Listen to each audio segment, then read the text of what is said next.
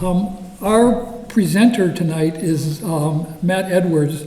He and his partner, Angela Bueckert, own and operate Expedition Engineering. They're based out of Ucluelet.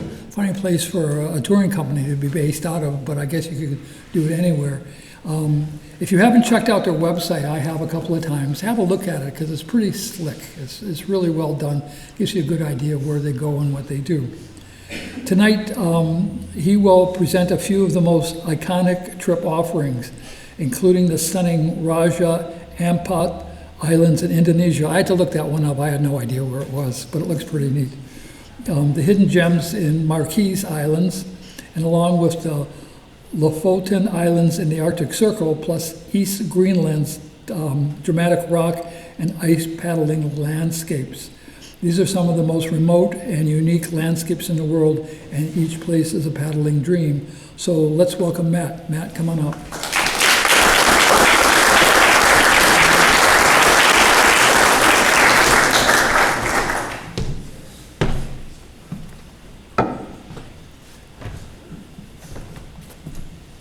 I am doing this presentation for free, just so you guys are. Thank you. Okay, what's happening here? Do we have an e-transfer address for you? Actually, I guess not all of you are getting this for free. About 8 or 9 of the members are coming to Edie with us. I forgot to mention that. There's a whole February, bunch. Yeah, if you're going with him and you're here, would you raise your hand, please? Sure. We expect a report and a show from each one of you.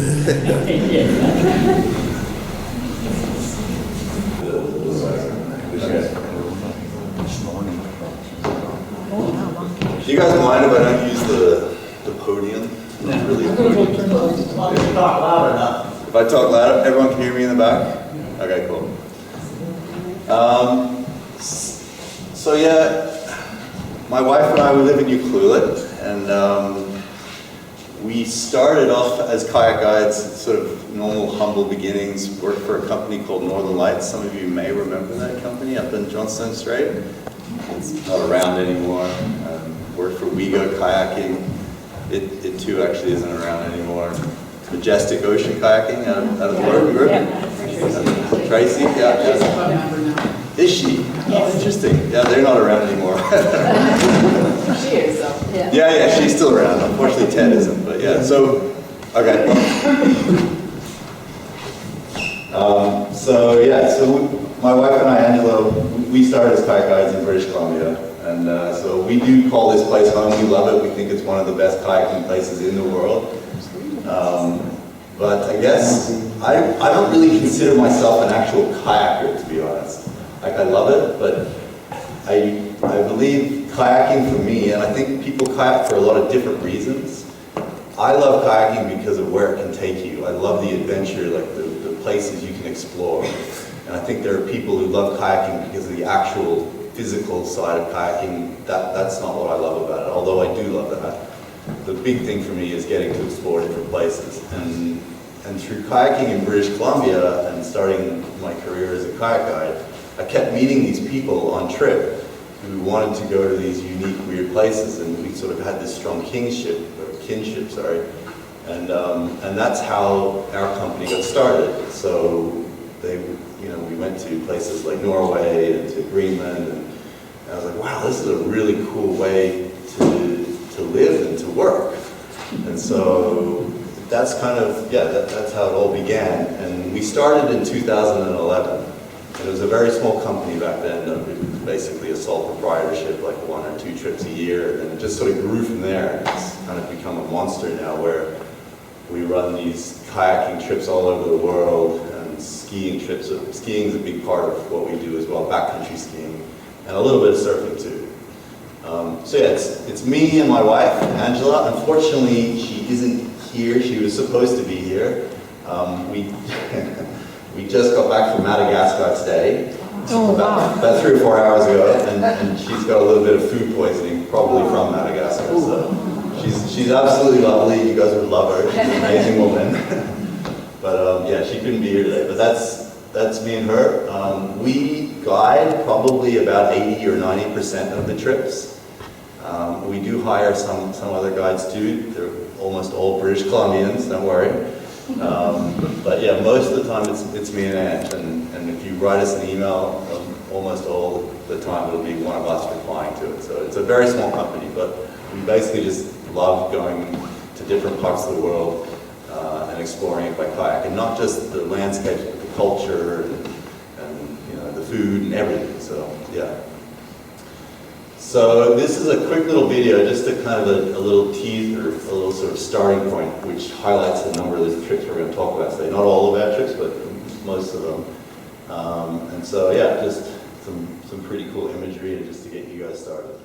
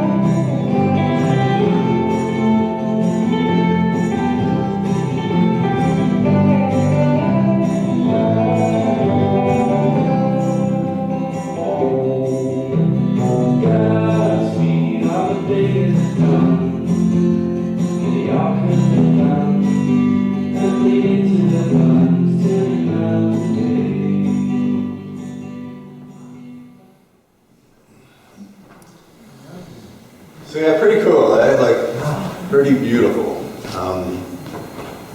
And so these are the trips we're going to cover tonight, and the Marquesas in there too. I guess I need to let that one out. But so Raja Ampat, which if you've never heard of Raja Ampat, it's getting quite a bit of notoriety in the press these days. It's West Papua, so Papua New Guinea is basically divided in half, with the west side belonging to Indonesia, and the northwest coast of that is Raja Ampat. The Lofoten Islands, Norway, our Iceland to Greenland trip, and our Antarctica trip, and our Marquesas trip. So we pretty quickly realized that we, like everybody, we started kayaking with camping. We would set up a tent, and I love the simplicity of that. Like, I think it's just amazing. However, we quite quickly realized that it's also quite limiting as far as where you can actually get to, unless you really go for a long trip. So we've started using a lot of our trips do use a boat, which really opens up doors as far as where it can take you. But the problem with that is that it also becomes quite an expensive trip. But you know, it's the nature of things a little bit. But it really does it also makes it a lot more comfortable. And so we found a lot of our guests sort of slowly moved away from wanting a tent and kind of want the creature comforts. They want the bed, they want the shower, they want sort of the Chianti at night. So yeah, we'll start with Raja Ampat. Has anybody heard of Raja Ampat before? Oh, yeah, okay. It's for divers. It's kind of become the mecca, but it's also just this incredible kayaking place. So this guy contacted me in 2013 and said, "Matt, you've got to go there. Like, it's so amazing," and it is. So we've been going every year since. It's now become our most popular trip by far. We're booking into 2028 for this trip. So yeah, it's nuts. Yeah, but there's a good reason for it. Like, it's 1,500 limestone islands. It just feels like you're paddling through a maze of tiny mushroom islands and big islands and all sorts of different lagoons. And not only the island's cool, but the underwater world. So it's got the highest concentration of marine biodiversity in the world. So you feel like you're jumping into aquariums every time you get in the water. So how do you get there? Basically, you would fly to Jakarta or to Bali, which is a really long flight from here, believe me, I know. And then from there, you go to a place called Sorong, which is in the far right corner. And this sort of blue island at the end here is that's West Papua. So kind of about as far from anywhere as you could possibly get. But it's worth it. It's absolutely stunning. If you can imagine paradise, like, it's cliche paradise, and very, very few people are there right now. So it's getting busier and busier, but because we're kayakers, we sort of escape the crowd completely, and it's very, very normal for us to be completely on our own there. So yeah, as I said, we're kind of the only ones kayaking there, which has allowed us to, get to see it from a completely different perspective, as you guys know. But also the diving and the snorkeling is amazing. So within our kayaking trips, we've really incorporated a lot of diving or snorkeling. Not everybody's a diver, but everybody loves to snorkel there. And the underwater world is just absolutely mind-blowing. There's a bunch of marine lakes. Every one of these marine lakes has got its own sort of unique biology going on. So basically, water gets in through the limestone, and then it can't escape. And so a bunch of critters get in there with the larvae, and then they create their own sort of ecosystem that's unique to each marine lake. The bird life, like, if you're into birds, unbelievable. So these are birds of paradise, which we regularly see. But on top of that, there's all sorts of different birds that are worth viewing. The viewpoints, so it's not really a hiking place, as per se, just because the limestone is so difficult to walk around on. It's incredibly sharp and sheer, but in places where we can get up high, it does give you this incredibly different perspective. And then caves, so tons of these underwater caves that you can either swim in, we take a sup in, and we do kayaking. So this one here, it's called Tongalola Cave. It goes back for about 1 kilometer. And we have to take headlamps, and it's just this huge caverns that you have to go through. So really unique, incredibly beautiful. So I talked a little bit about using boats. So we run 2 different trips for Raja Ampat. This is Jakari. We've been using her since just before COVID. She's amazing, super beautiful. So this is the eating area and the sort of lounge area.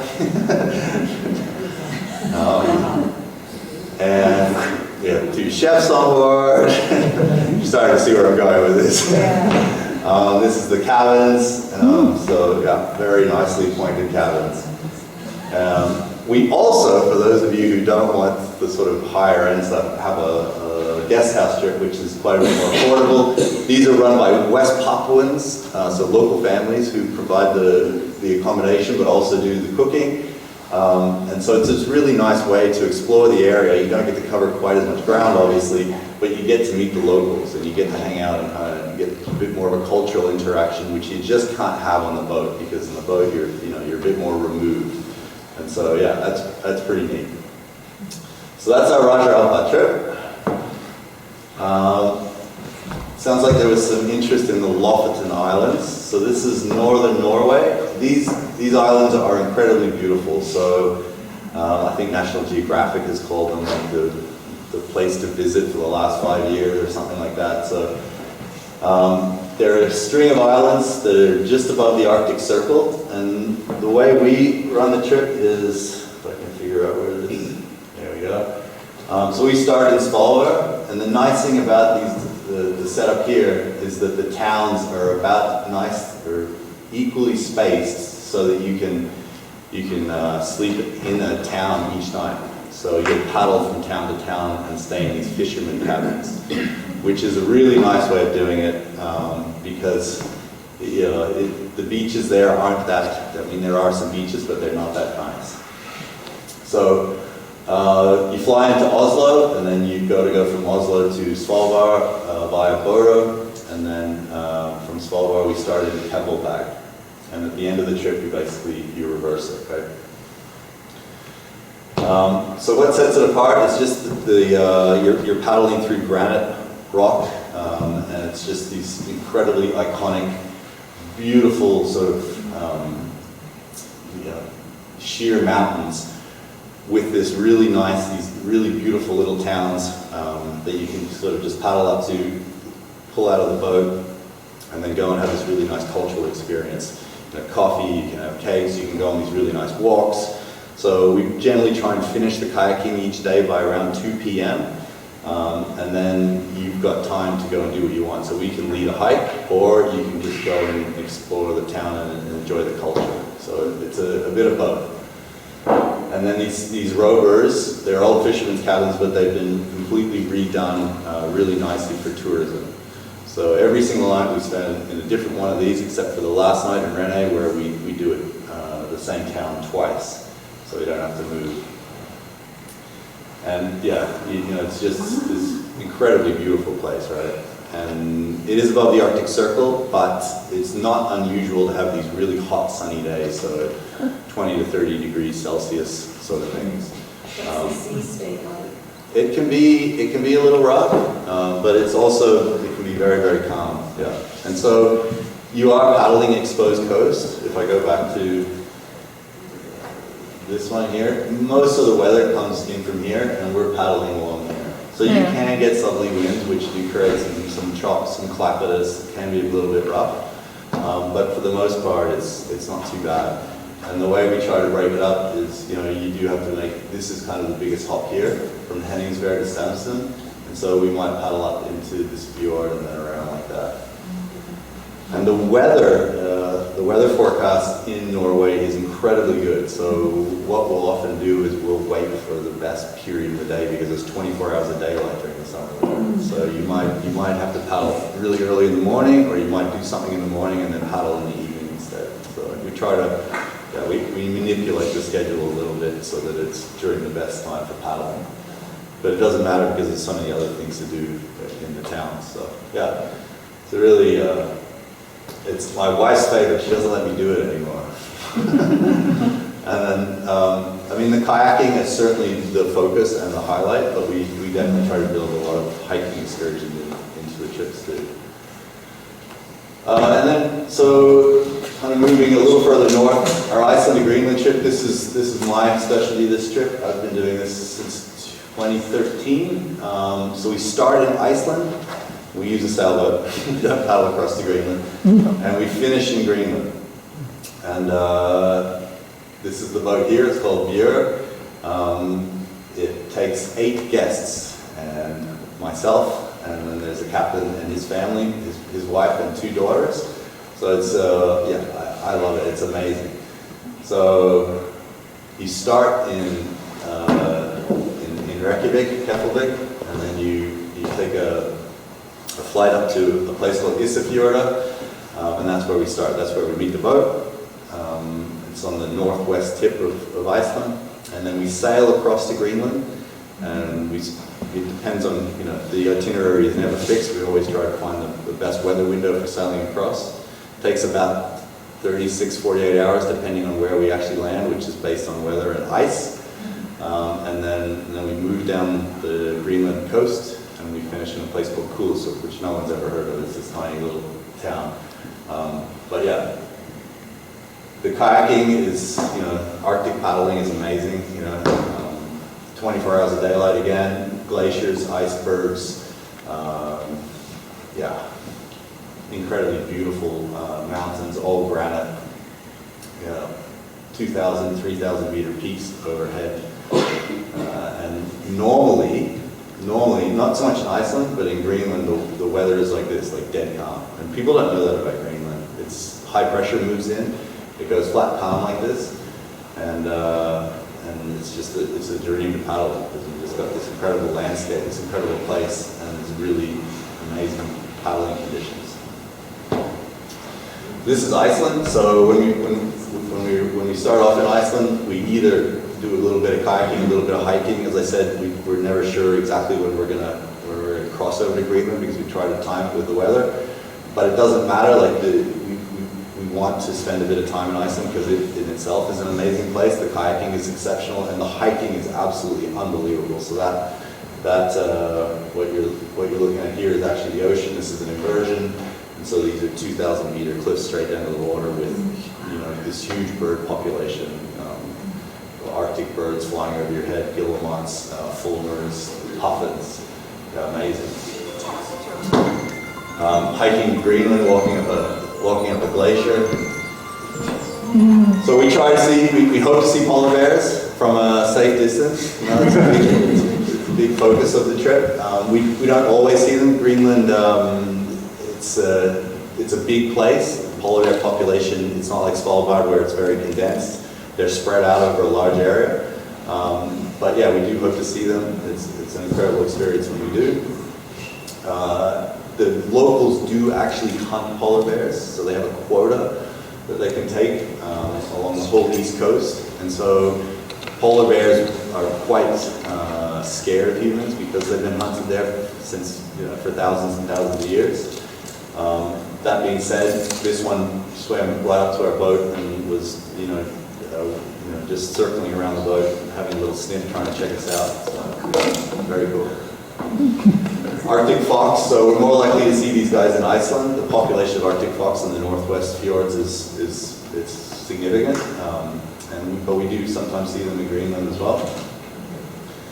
Lots of whales. These are narwhals. We'd be very lucky to see these, but it does happen. But also fin whales, blue whales, humpbacks, belugas, and then a smattering of different dolphin species which are changing every year with climate change, which is quite surprising. I spoke to a Greenland friend of mine and I said, what are you seeing now for the dolphins there? And he said, well, I'm not sure what they are, but they sure are tasty. You've never seen them before. They're coming in. It's a bit of a different world, Greenland. So yeah, the sailboat I was talking to you about. So we spend 11 nights on board a year. It's certainly, it's not, the cabins aren't quite as nice as the Raja Ampat cabins, but they're very comfortable, right? And it's sort of family feel living. And yeah, it's a little bit tighter, but it's also, I think it's amazing, right? You couldn't take that boat and put it in Raja Ampat, you couldn't take the Raja Ampat and put it there. Like, this boat is perfect for the Arctic. It's steel, it's tough, and it's maneuverable through the ice. So, yeah. And then we also do run a camping trip. We haven't really been running it too much recently, but we could get it going at any time again. So basically, the area where we finished the trip in Greenland, Kulusuk area, it's just this sort of conglomerate of fjords, and it has a lot of different kayaking options.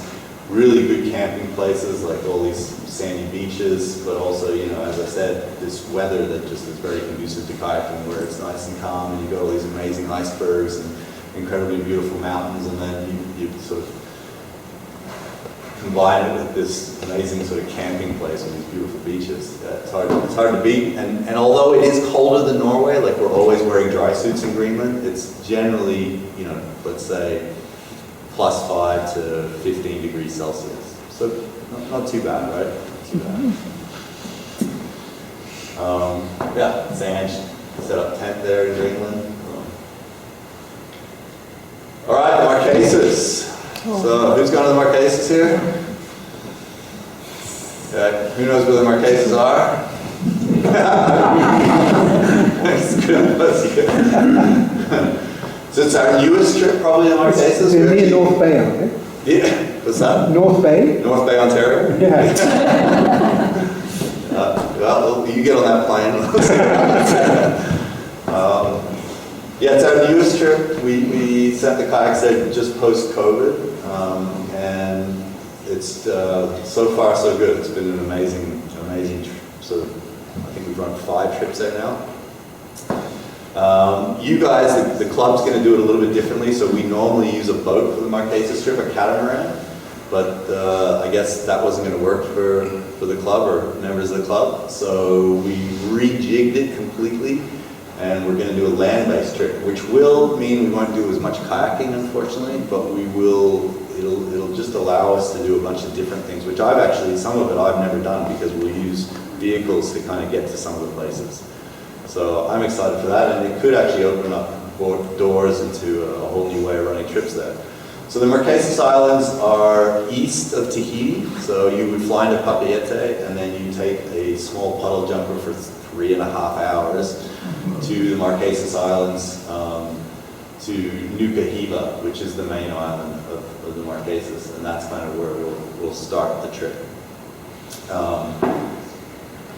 What characterizes the Marquesas Islands? Well, you can kind of get a sense of it. It's the most remote archipelago in the world, and it just sort of juts up out of the Pacific Ocean. These sheer cliffs out of nowhere, mostly basalt, and fringed with these beautiful sandy beaches. Not much coral reef. It doesn't have the snorkeling that Tahiti's sort of known for, because it doesn't have the barrier reef. But what it does have is this sort of spectacular.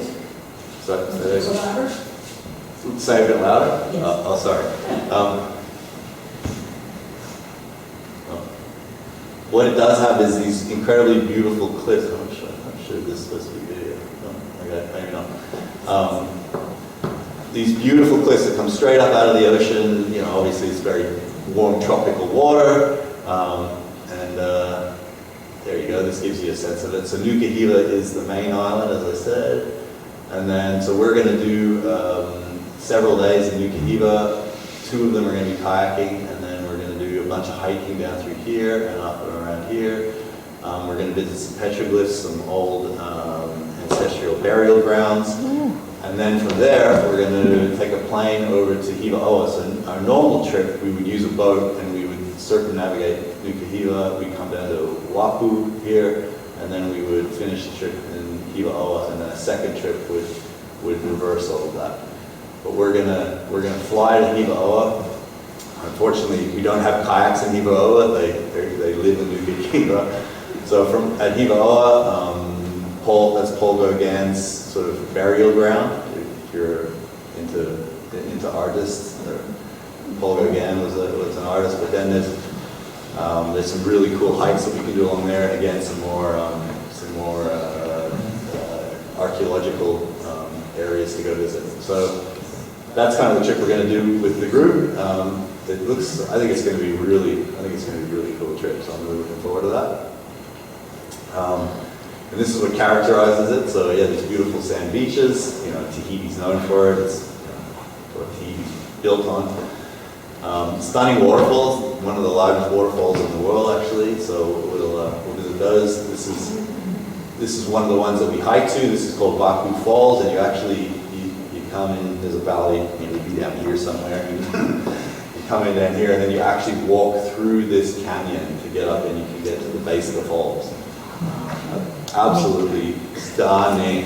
And you're looking up at this, I think it's something like 300-meter falls, Wapu Falls. But just to get to that point, you're walking along an ancient road that was built by the king and queens of the area before Western contact, and they died out because of smallpox and tribal warfare.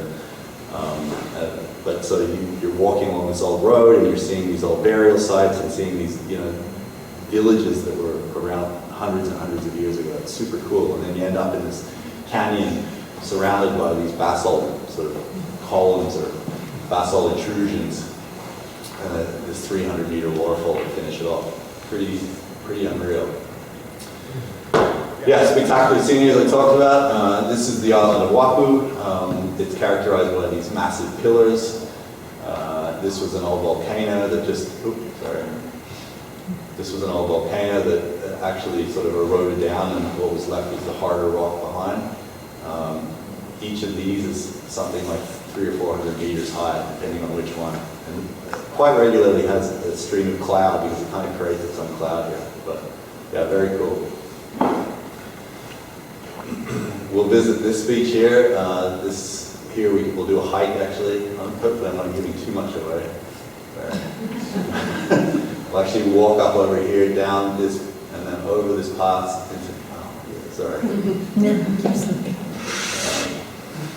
into these bays here. And so, yeah, that ends up being about a 15-kilometer walk. If you do the whole thing, you don't have to do the whole thing, but you just end up seeing a series of beaches. So there's no roads past this village here, and so it's all, to get to these other villages, it's all by horseback or by hiking. So, yeah, very cool. And then, yeah, exceptional kayaking. So, a lot of the coastline is very exposed, so you do get swell, you do get clapidus. It's a raw, real place. Like you know you're in the middle of the Pacific Ocean when you're there. It's very, very cool. This is that hike I was telling you about, where you go up to Baku Falls there. And then, yeah, so this, at one point in time, every single valley had, hundreds of people in it. The Marquesian culture was very strong at one point, and unfortunately, by Western contact through smallpox, it just got decimated. And also, the French were very good at really trying to sort of get rid of traditional cultures, if you will. So the logistics, I've kind of covered this, but yeah, we fly into Nukuhiva, and then we'll fly out of Hiva-Oa. It's not too bad to get there, so I'm not sure if you guys have booked your flights, but generally you go through Seattle or San Francisco down to Papeete. It's a one-shot deal, and then from there you'll spend a night or two, and then over to Nukuhiva. And normally people sort of, when they get to Papeete, they'll spend a few days at the beginning of the trip or the end of the trip. They'll do something on the other islands like Moria or Bora Bora, these iconic places that are absolutely stunning. So, and then we'll do the trip in the Marquesas. There's very few people or very few tourists in the Marquesas. Like not many people go there, not many people have heard about it, but you'll get the odd sort of French tourist, but otherwise it's just locals. Like it's one of these places that hasn't really been discovered yet. And so, yeah, it's a really good time to visit there. Like, you get to see it in its real raw form before it gets corrupted by tourism. Yeah, so this is the boat that we use, and this really highlights the sort of kayaking. You're just kayaking below these massive cliff walls all the time. It's super cool. Yeah.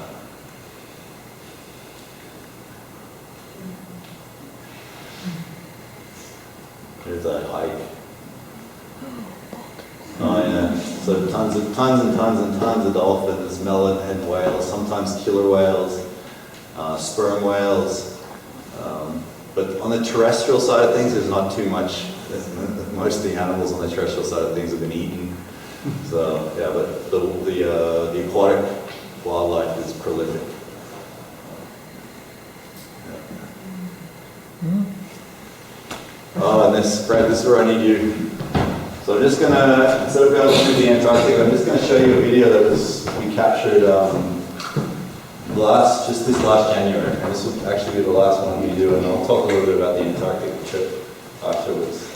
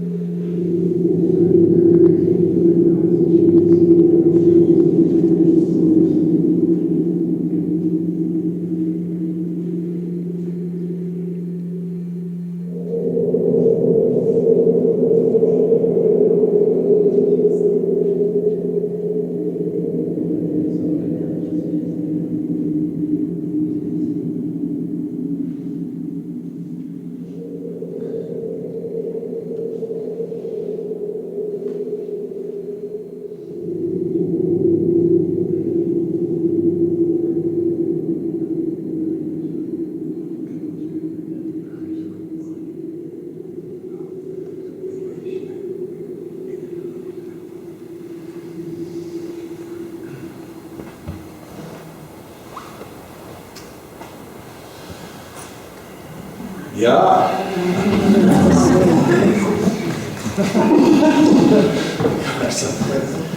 So that's kind of the presentation, guys.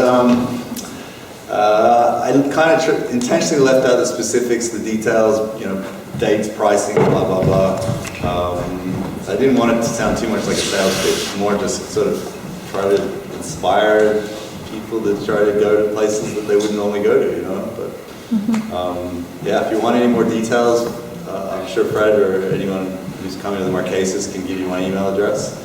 But yeah, thank you very much. We really appreciate you guys giving us the opportunity to talk to you about these places, amazing places in the world to go kayaking and skiing.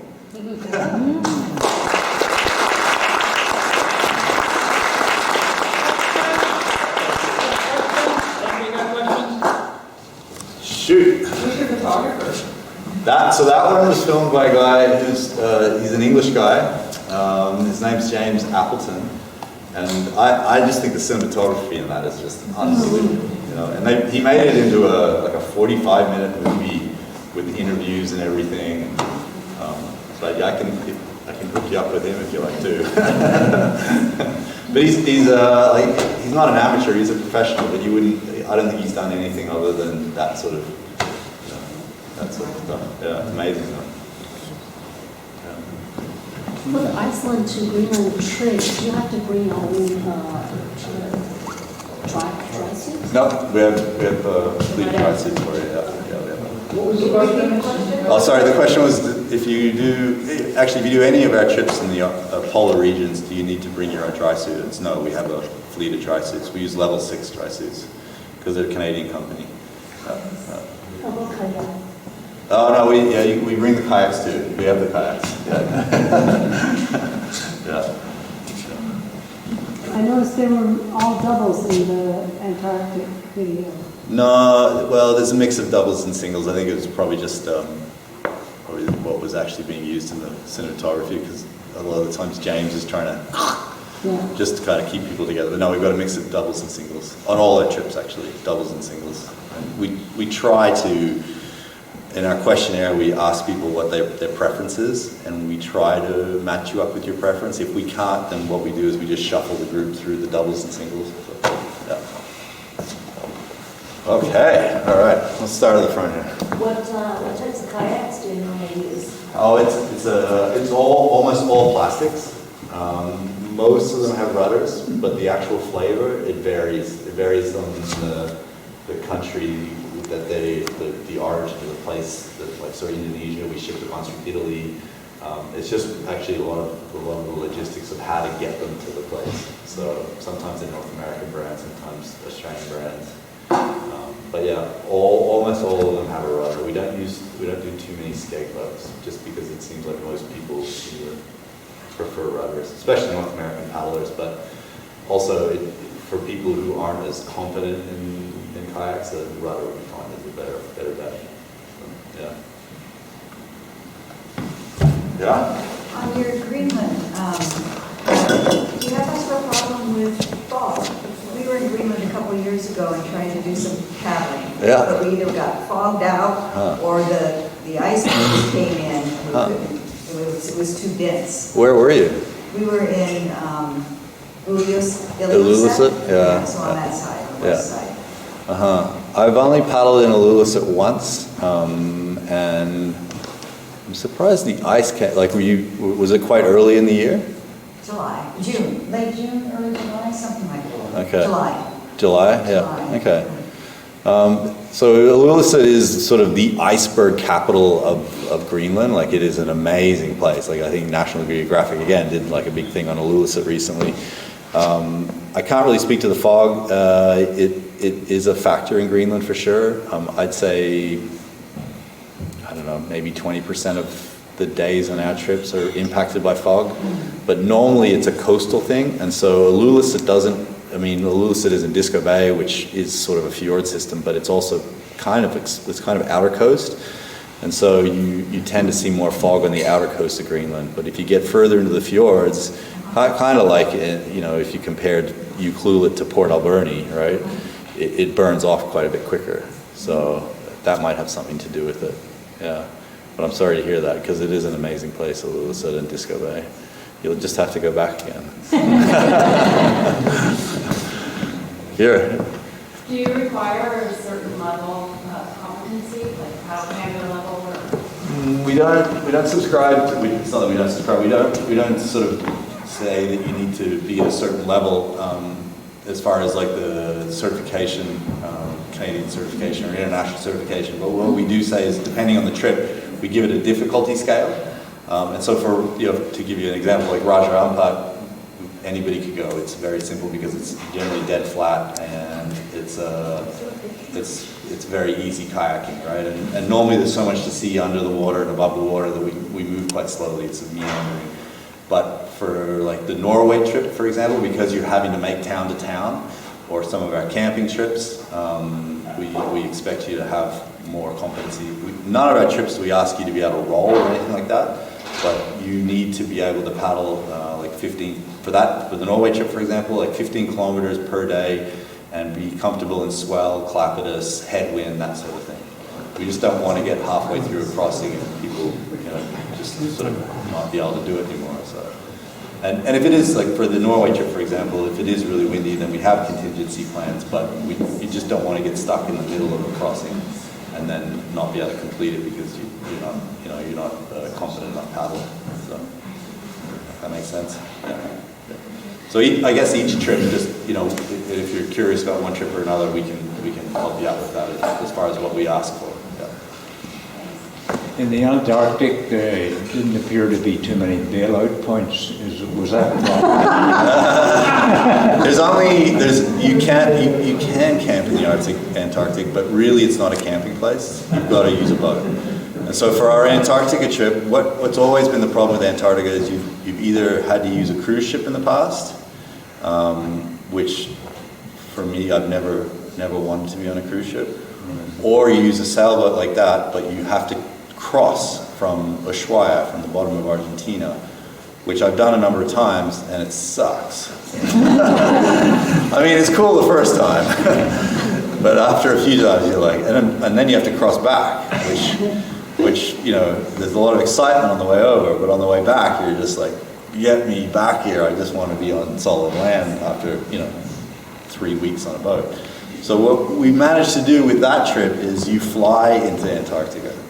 So you fly from Punta Arenas into King George Island, which is just to the north of the peninsula. It's a one-day sail across, which completely alleviates all that. Plus it allows us to make it from, normally when you're on a sailboat, it's a 20 to 30 day trip because you've got to cross the Drake Passage. Flying in, we make it an 11-day trip. So it's cheaper and it's more accessible for people. So there's an outfitter with kayaks there? We have the kayaks. You take them with you? We have them, yeah. Do you? Yeah. We leave them down there. Right. And so, we've got the dry suits, you just got to basically show up. Most people will bring a paddle and paddling gear. And so, I didn't mention, but on that trip, normally what we do is we split the group into two. We have a group of skiers and we have a group of paddlers. You can chop and change if you want, but it just makes it really nice because, the kayakers will go off kayaking, the skiers will go off skiing, and then we come back at the end of the day. We celebrate our day, we have a beer, we talk about all the cool things we did, we lie a little bit, it's fun, we have a beer, that sort of thing, and then we lift anchor and we go off to the next place. And so that's pretty cool. How many people are on those trips? On the Antarctica trip, it's 14 guests and 3 guides. So all the guides can ski and can kayak. So we chop and change. So And it's possible to chop and change if you're on board? It's totally possible, yeah. We do it like it's a regular thing. And so we just ask you, we sort of give you an idea of what will look like for both activities. The kayak's going to look like this, the skiing's going to look like this. You need to choose. And that actually is the hardest part. How do you get to the top of the mountain? You have to walk. You can't kayak up there. No. So you put skins on the bottom of your skis and you have to walk. Yeah. And so, and again, because the scenery is so spectacular, you certainly need a level of fitness and you need to have ski toured before. But because the scenery is so spectacular, we tend to move much slower than you would on a normal ski tour because people's phones are out so often taking photos. And we get it, right? Like, it's so amazing, of course, like, take as many photos as you can. But you're also roped up. On the way up, you're roped up because the crevasses are so prevalent in Antarctica. You're not roped up on the way down. What about the crevasses on the way down? They just disappear. You ski fast, take chances. No. It's you're certainly on the way up, probing a lot and figuring out the routes as best you can. But yeah, there's always an element of risk for sure. Yeah. Can you define Galapagos? Galapagos. Oh, sorry. So when you've got waves that hit a cliff, so just swell hitting a cliff, and then if you're paddling sort of close to that cliff, the waves hit a cliff, and then they send waves back, and you've got this really confused water because those waves coming back are hitting the waves that are coming in, and that's Galapagos. Sorry, I should have explained that. I've been in that. The Indonesian. So the homestay trip for the Indonesia trip is 2,500 euros. We're working in euros because that's what they charge. So that's about 4,000 Canadian. And the liverboard trip is 6,500 euros.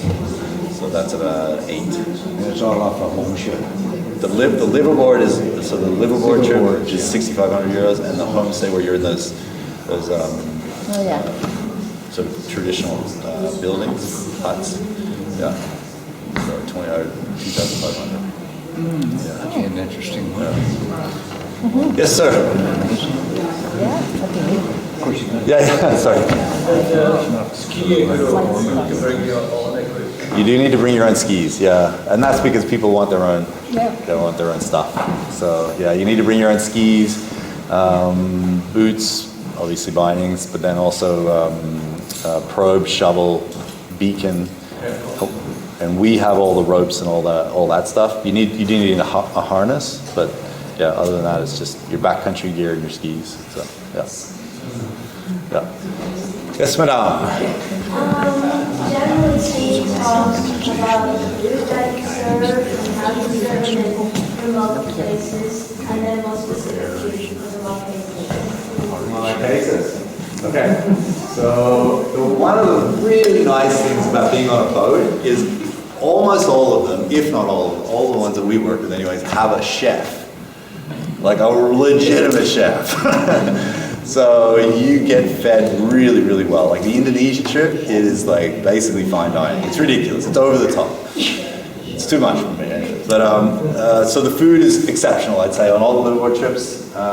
For the Norway trip and I guess the Norway trip, just that we buy food, and so Ange is normally running the trip and she's the cook.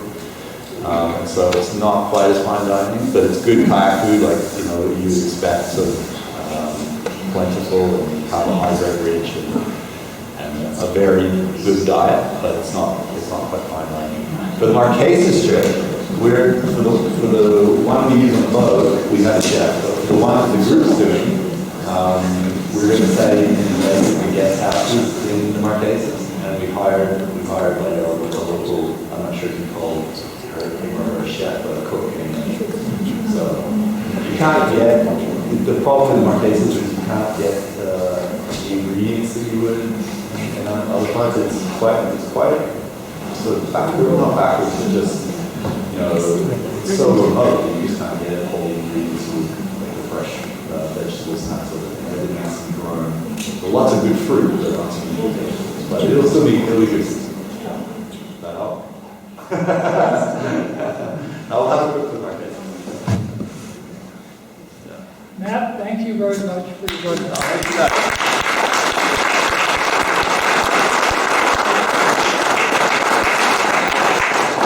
Interesting places, great photography. I was really impressed by it. And from the questions after the event, I'm pretty sure you got some interest coming from people in these groups. So thank you very much for coming. We really enjoyed the presentation. Thank you, Fred. Thank you guys. Appreciate it. That was great.